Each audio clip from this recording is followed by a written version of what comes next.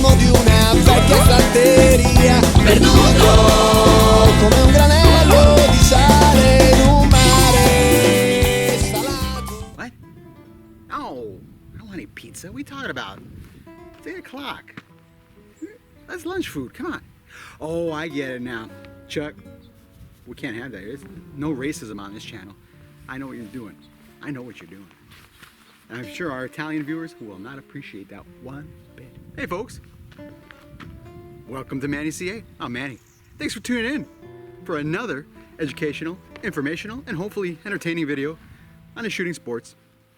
And no, our channel has not been turned into the Shotgun Network. We're just doing something that, pretty sadly, we haven't been able to do in a long time. It's been a lifelong goal of mine to go through and test these hulls out at least once every 10, maybe 15 years. And as depressing as that sounds, today I bring you, boom! Oh, Baccheri and Pelagri B&P. That's a mouthful, isn't it? Baccheri and Pelagri. Here on forward known as B&P. Oh, look at that. What a great, cool looking box. Made in Italy. These guys have what's known as their special Gordon system, which is, they say, reduces felt recoil. But of course, that's only a one-time deal, because once you shoot the factory shell, it's gone. And you're gonna have to use like a Noble Sport type wad on these. Straight hull design, because you've got a European Eurotrash, which I really don't like that term. Designed hull, which is straight. These are kind of cool. They're almost smooth. I want to say they're Federal Gold Medal-esque, if that's a word. I'm talking Federal Gold Medals though, before these new Grand with the steel hull. Of course, these are steel hull also, but they're brass washed. Look at the head stamp. Very interesting. Plastic. Now that's kind of cool. Kind of reminds me of the old active shells. Remember those? If you guys are as old as I am. My back, my shoulder, my back, my legs, that were all plastic. Those active hulls, they loaded awesome and shot awesome. I wish I would have kept some when I was reloading. Funny, huh? When you're a little kid, you really don't think about these things. You gotta become old and gray. What are you gonna do? I don't know. How many times can you reload these B&Ps? That's what we're here to find out. Again, for you guys new to the channel, if you guys have just stumbled in here like a child in the dark, looking for something about loading handguns, oh my God, what am I doing? I don't know what to do, I'm confused. There's so many propellants, there's so many hulls, there's so many wads, there's so much shot compilations, I don't know what to do. Chill, take 5 minutes, calm down, and no, don't take a Xanax. What you need to do is quit listening to all the internet gurus and do the work yourself. It's not rocket science, people. You have two types of holes, straight wad and tapered wad holes. Now the tapered holes are mostly found in the Remington Winchesters of the American ilk, and they do that mostly because it's easier and cheaper, because you could put less powder and get the same results, almost. Where the European version, Eurotrash, and the Federals use a straight wad design, which means you could really load these babies up and crank them out anywhere from 1,100 feet per second to 1,400 feet per second. Sometimes even more if you're looking at steel. 1,500 feet per second. Oh yeah, you can get the powder on in here. It's all design based. So first, you choose your wad. What we are doing today is we take two of our chosen hulls. And I call them hulls because we're not evaluating round and shot performance. All we're doing is seeing how long the hulls will last. How viable are they? So when you guys are out there and you find these and you're like, ooh, this is a cool box of shells and they're on sale, you think to yourself, you know what? I'm gonna I can load these up about 5 or 6 times. I get a lot of value from it. I'm gonna buy a box or a flat. A flat, by the way, consists of 250 rounds, 10 boxes. You have 25 rounds in a box, 10 boxes in a flat, which conveniently fit in a case. One case, 250 rounds, one flat. Like I said, it's not black magic. It's easy. We load these up with 24 grains of universal clays. I like universal clays. If anything, I think it's a little bit on a light side, 24 grains, but hey, we're shooting for hull performance. We're not shooting for round performance. 24 grains is just about right. If anything, it's a little low on the pressure side, which is great because you don't have to worry about anything going wrong. And we're gonna use 1 ounce a shot with the appropriate wad, which we're out of, so we're using a taper wad design. It is a dimension as vast as space and as timeless as infinity. It is the middle ground between light and shadow, between science and superstition. It is between the pit of man's fears and the summit of his knowledge. This is the dimension of imagination, in an area which we call the shotgun zone. Join me as we go through and we demystify shot shell reloading and show you guys what works and what doesn't work. And we have some fun along the way. We try to bring you guys some Easter eggs so you can check them out. You know, like on programs where the programmers, they put those little Easter eggs in there and they think they're funny, but they're not. Well, that's what we do here. So you're gonna have to watch the videos to find some of these Easter egg shots with some really cool ammo, shooting at some really cool stuff, and doing all the heavy lifting today for one show only. Is that what your contract said? It's the venerable Winchester 1400. Oh.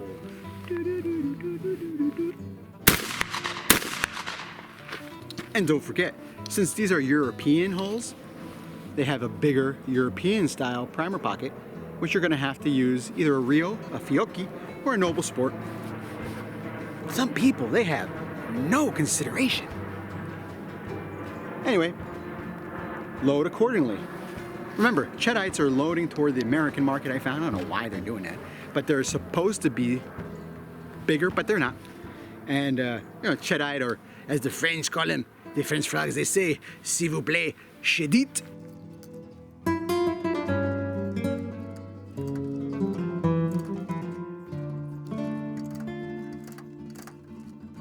Shot number 2. And man, these shells are cavernous. Whew. I mean, tons of room in here.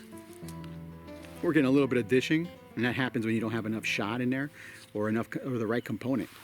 But anyway, they're loading fine.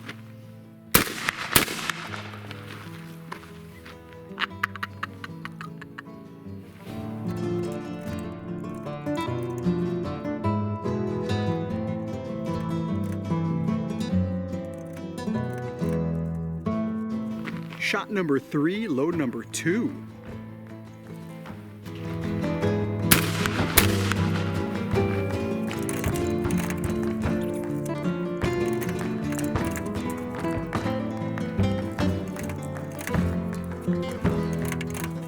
Shot number 4.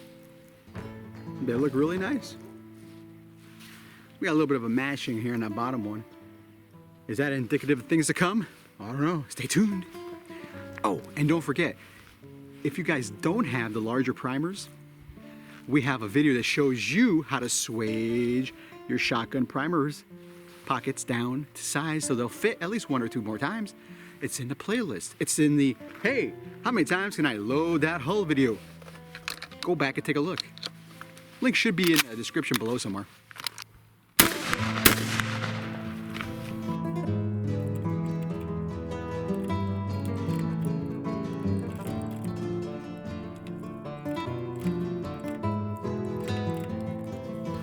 Load number 5. They're crimping pretty good. They're getting a little dirty, but what do you expect?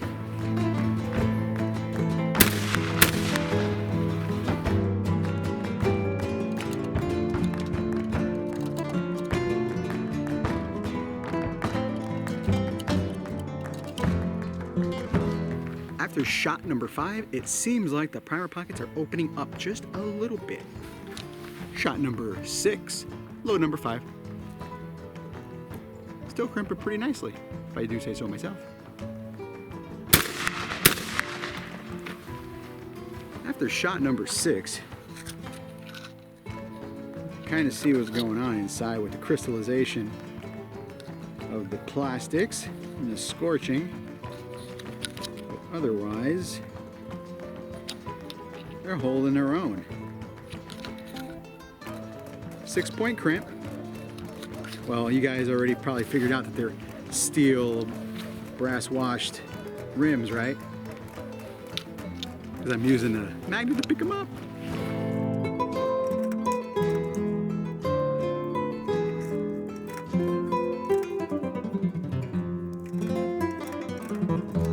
All work and no play make Manny a dull boy. So, well, actually, doing all this hull testing is a kind of play, but it's not, because we take it very, very seriously. This is work, people. Now we got that out of the way, we're gonna shoot some stuff. We're using, oh, look at that, round ball. One round ball by Noble Sport. Ooh, these are so cool. You guys have seen us shoot these before in one of our other videos. Oh yeah, check it out. The video we did back with our side-by-side coach gun when we were doing cowboy action, setting it up. Look at that. That's nasty. That's very nasty medicine. Oh, that's great. Look at that. That's so cool.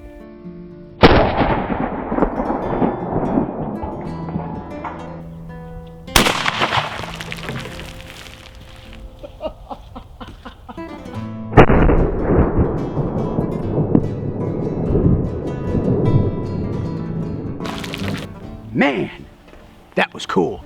Look at that. Holy cow. There's the exit wound. Just kind of bowed out the bottom. I'm telling you, it never gets old. Now, back to the testing. Shot number 7, load number 6. Excellent.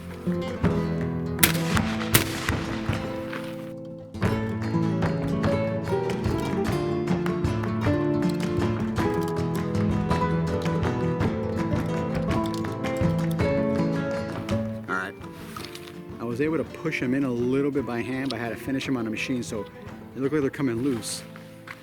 But after 7 shots, not bad.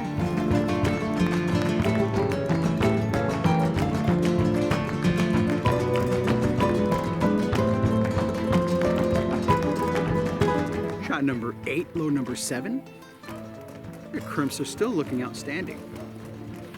I don't know if these are Chedites or Chedites for our French frog viewers, or if they're made by B&P. They're probably made by B&P, because look at that, with the beautiful, I like that plastic inlay.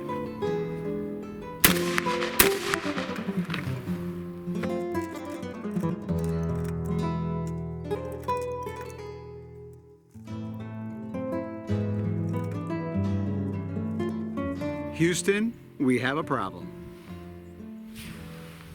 Look at that. Oh, cracks. They weren't stepped on, but look at that crack that developed. Holy cow. That is not good. That is a failure of the hull's integrity. Oh my God. What is that all about? It's toast. Looking at the second hull, it seems to be okay. I guess we're gonna keep on keeping on, people. Shot 9, load 8.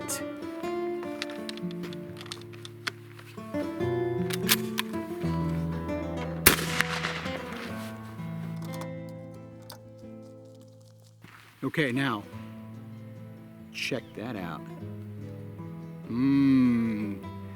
It's opened up. Let's do one more shot though. It's tight enough, I feel that should be okay in the semi. Ooh. Upon closer inspection, we have some pedal separation up here. Yeah.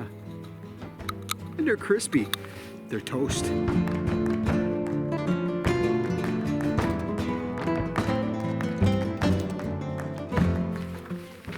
Shot 10, load 9. Very disappointing with the last one, kind of gave out, but very telling.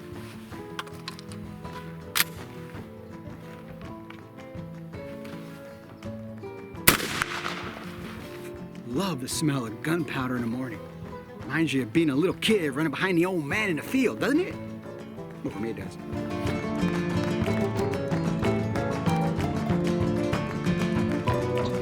After 9 loads and 10 shots, the primer pocket on our BMP has opened up exponentially. That's not good. And, hear that? Yeah, it's toast.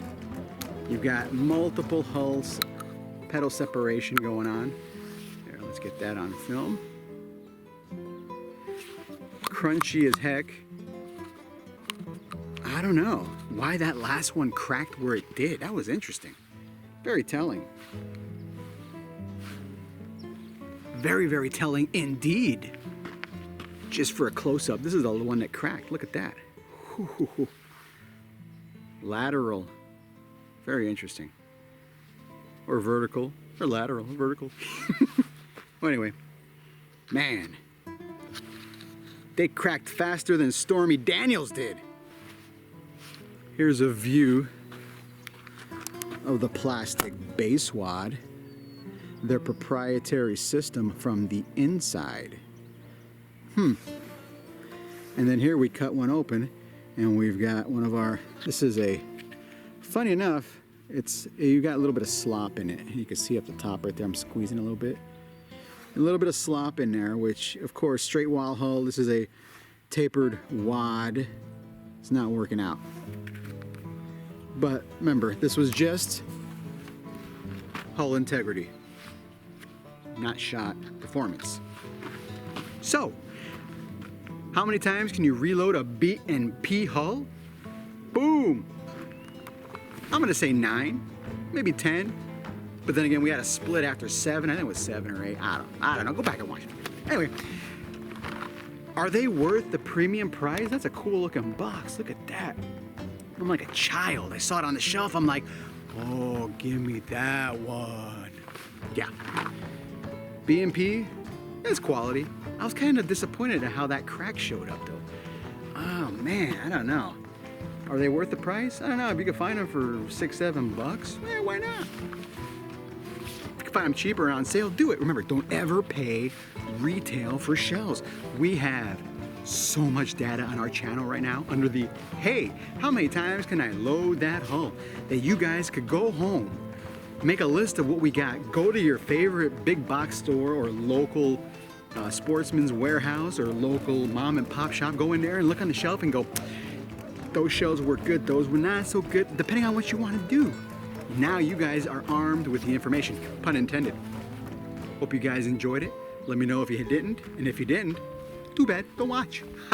We are being increasingly under attack by Google and Facebook and YouTube. They hate Americana, Second Amendment information. They don't want you to know how to do this stuff. Remember, they don't want you to know it. So, they want to populate YouTube with cat videos. Don't let them do that. Cat videos and fat girls falling off of trampolines. Even though the latter one, that's funny as heck. Don't get me wrong. I've watched my fair share of fat women falling. And fat guys too, it's fun. Not like I'm any Slim Jim myself, but I have been working on it. Send any comments, questions, and concerns down below. Let me know what you guys think. So che per istinto sale, come il bacio di una bocca nata per baciare, come una foglia di tè dentro una medina, come il viaggio in un bicchiere di una bollicina, come